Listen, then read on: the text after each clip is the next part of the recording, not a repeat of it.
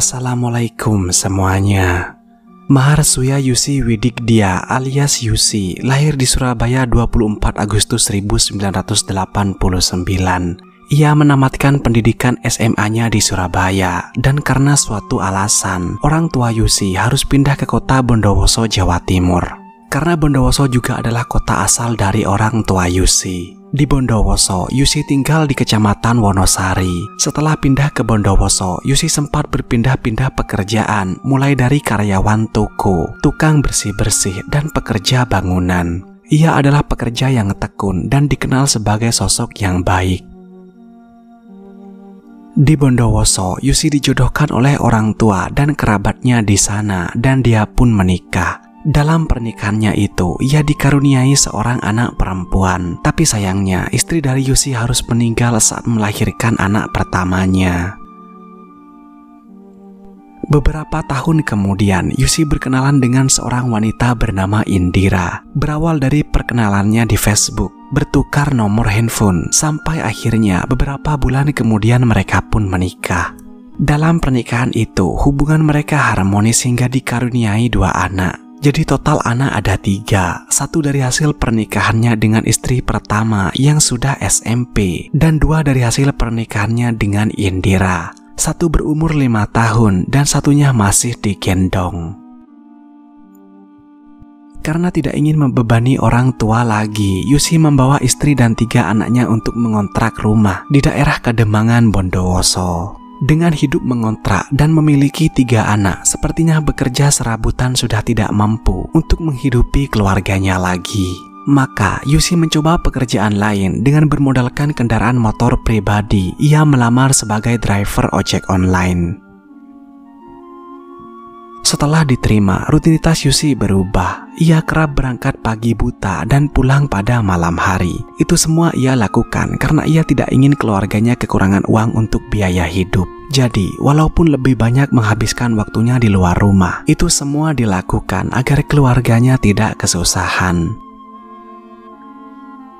Tapi, kerja keras yang dilakukan oleh suaminya tersebut disalahartikan oleh sang istri Indira. Indira malah mengkhianati cinta Yusi yang pada akhirnya akan membuat hidupnya menjadi sangat suram. Awalnya, sang istri sering memposting story di Facebook yang mengundang para pria untuk berkomentar. Dari semua pria-pria yang berkomentar itu, ada seorang pria yang bernama Budi, dan dari komentar itulah Indira dan Budi bertukar nomor handphone dan saling berkomunikasi intens. Dimulai dari chat biasa, video call, hingga pada Januari 2022, keduanya memutuskan untuk menjalani hubungan perselingkuhan.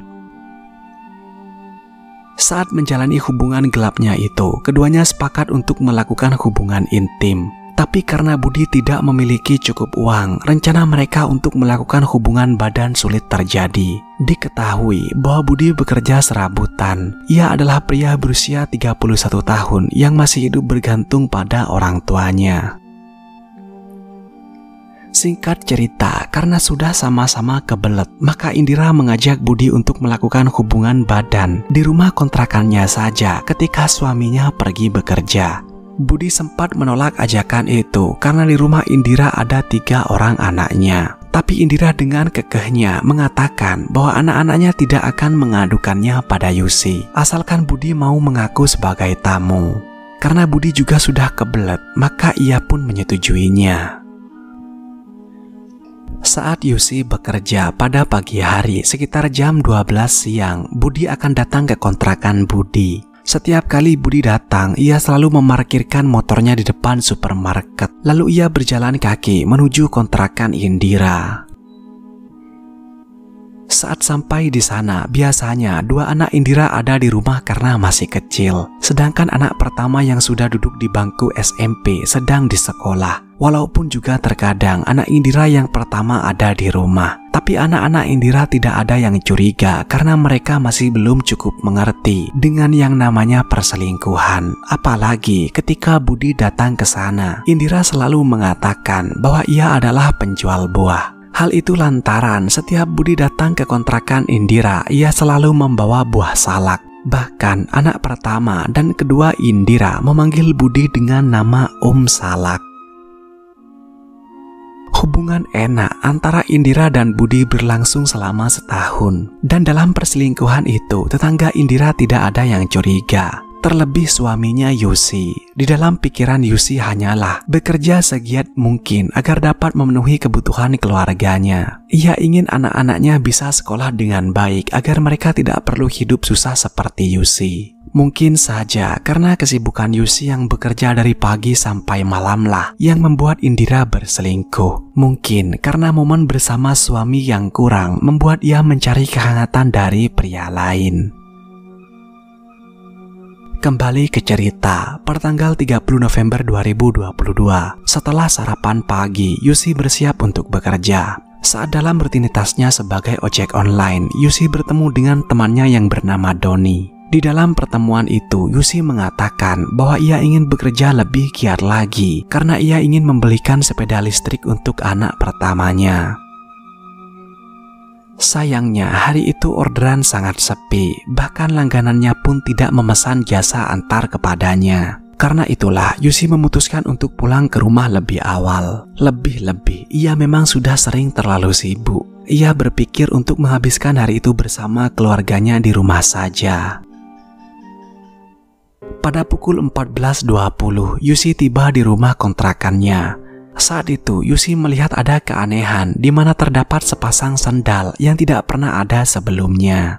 Yusi mencoba membuka pintu, tapi pintunya terkunci. Yusi lalu mencoba masuk lewat dapur, karena jika pintu depan dikunci, ia selalu masuk lewat pintu dapur. Ia tidak mengetok pintu karena ia merasakan keanehan yang tidak biasa. Setelah masuk lewat dapur, ia melihat bahwa ketiga anaknya sedang tertidur di depan TV. Ketika mengecek ke kamarnya sendiri, betapa kagetnya ia melihat istrinya Indira dan Budi sedang melakukan hubungan enak. Ketika itu, sontak Yusi langsung berteriak dan terjadilah pertengkaran di antara mereka. Saat itu, Yusi tidak terlalu menghiraukan Budi, ia lebih fokus untuk memarahi istrinya. Tapi bukannya mengaku salah, Indira malah mengatakan bahwa Yusi adalah suami yang tidak becus. Mendengar itu, Yusi yang sudah di luar kendali lalu memukul istrinya. Budi yang sudah mencintai Indira pun tidak terima jika Indira dipukul oleh suaminya. Ia pun keluar dari kamar untuk mengambil pisau lipat yang ia taruh di dalam tas lempang miliknya. Mengetahui Budi keluar, Yusi berusaha mengejarnya. Tapi sayang, pisau lipat milik Budi sudah berada di tangan Budi. Saat Yusi mendekati Budi, secara bersamaan Budi langsung menghujamkan pisau lipat tersebut sebanyak 7 kali. Titik luka yang ada pada tubuh korban, yakni 1 tusukan mengenai dada kiri sebelah kiri, dada sebelah kanan, dada bagian tengah, bagian perut sebelah kiri bawah, lengan kanan bagian dalam, lengan kiri bagian dalam, dan dada kiri depan ketiak. Setelah menerima tusukan bertubi-tubi itu, Budi terdorong dari depan kamar ke ruang tengah hingga sampai ke kamar mandi yang berjarak kurang lebih 3-4 meter. Akhirnya, korban jatuh tertelungkup di kamar mandi dan korban meninggal dunia di tempat akibat pendarahan dari luka robek yang ada pada tubuh korban. Saat kejadian, anak pertama korban bangun dan berteriak histeris melihat keadaan ayahnya. Budi pun langsung lari meninggalkan rumah kontrakan itu. Ia sempat mengajak Indira untuk kabur bersamanya, tapi Indira tidak mau karena kasihan dengan 2 anaknya yang masih kecil. 2 hari kemudian, Budi ditangkap di tempat persembunyiannya. Tidak ada perlawanan dalam penangkapan itu. Atas perbuatannya itu, Budi divonis 15 tahun kurungan penjara, sementara istrinya hanya berstatus sebagai saksi.